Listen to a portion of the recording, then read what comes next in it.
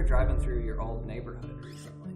Tell me about that. It was actually pretty crazy. It wasn't that long ago when I was driving through my neighborhood, and as I was driving by, I noticed that we had these 4 windows on the front of the house, and the one on my room had a broken window pane, and I broke it when I was 7, and as I was driving by, I noticed that it was still broken.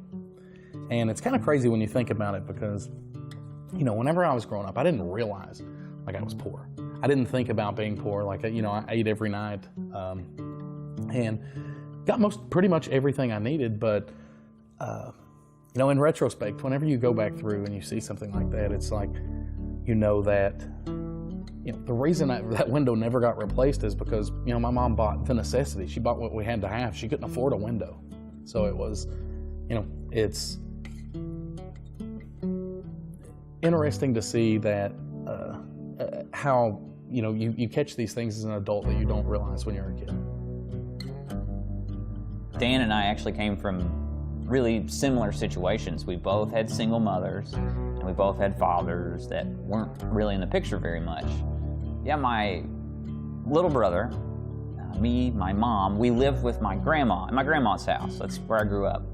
And my brother and me shared a room. It was actually a laundry room. It was a very narrow room, and we had a bunk bed that we slept in. And that bunk bed, it had to be built in the room, and because there's no way it was going to fit otherwise, and it fit exactly right.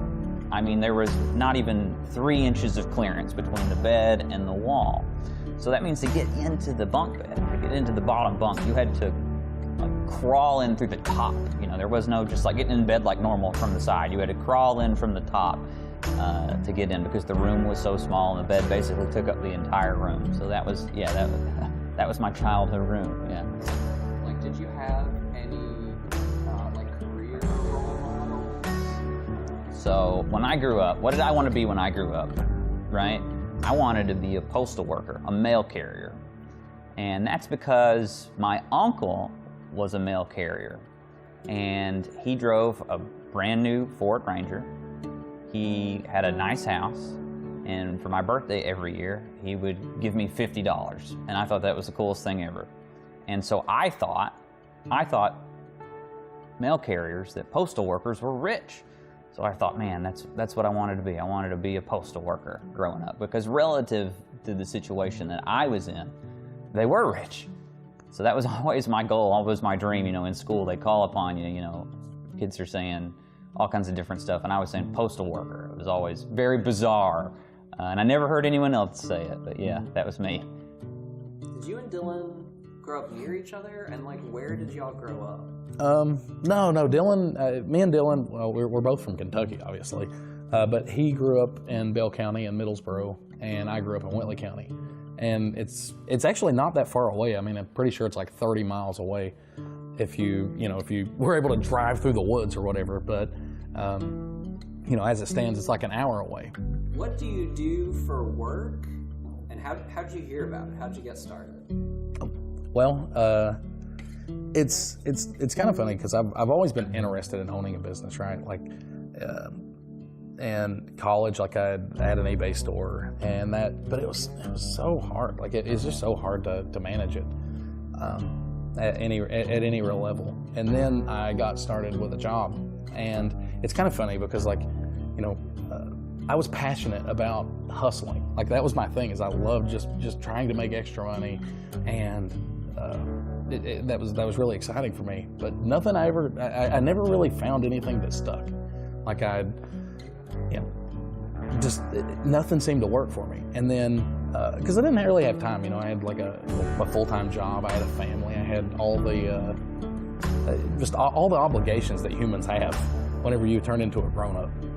And one day there was, I worked at a online game company, and one day the CFO of the company comes in, and he'd given his notice. And this is like mind-boggling to me, because we live in the middle of nowhere in Kentucky, and 6-figure jobs don't grow on trees here. There's not a lot of them. And this guy was making well over 6 figures. And I remember I went to him and I was like, hey man, like, are you getting another job? And I knew, he had moved here from New Jersey. And I was like, are you moving back, or what's going on? And he was like, no, man, I make more money selling on Amazon part-time than I do coming into work. And I was like, what? Like, at the time, honestly, I didn't even know you could sell on Amazon. Like, I thought that was the place that people sold, or that was the bookstore, the online bookstore. And I was like, you sell on Amazon and make more money? And yeah. And I was like, how do you ship the orders? And he was telling me about FBA, and that was, whenever he was telling me about that, it's like I was immediately drawn to it, because all the things I hated about my eBay store, like packing and shipping orders, dealing with customer service, like all of those awful, like time-consuming things didn't happen on Amazon. And it was crazy. Like, within a day, I got started. So I went and I got my very first credit card, and it was a $600 credit card. And I mean, as soon as I got that email and it's like, Amazon's receiving your inventory, I started seeing sales come in, and I was hooked. Like, it was right there that I was like, wow, this can be a real business, right? Like, it's the ability to be able to scale it and not have to pack and ship orders was something that was just, I knew it was something I could make money with, for sure. And within that first 4 months, I know, like, we had done probably $25,000 or $30,000 in sales off that little $600 credit card, and it was insane. Like, just the feeling of seeing it work, realizing that, it was my business, no matter what. Like, this is my business. This is something that I was building, one day at a time, and I was incredibly proud. Tell me about what you were doing right before you came on. Yeah, so I didn't do very good in high school, and I couldn't afford to go to a university. So I ended up in community college, and I got kind of lucky. While I was at community college, I ended up getting an IT job that paid $40,000 a year. So as far as I was concerned, I had made it. I was rich now. And as the years kind of went on, I started to realize that I was now trapped. So this was kind of like my dream, to just make a living, to have a decent job.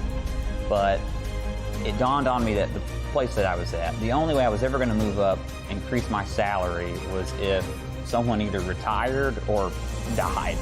And I really I just wasn't willing to wait for that. I felt like I had potential to do more, and I wanted to be more, to be something more, and it just wasn't going to happen there. And luckily, as I was having those feelings, it kind of coincided with the ability for me to leave that job and just focus on being an entrepreneur, focus on Amazon full-time. So it was a no-brainer for me. It was so easy to make that decision because I was so tired of where I was at. And so I tell my wife, and she's super positive about it, super supportive.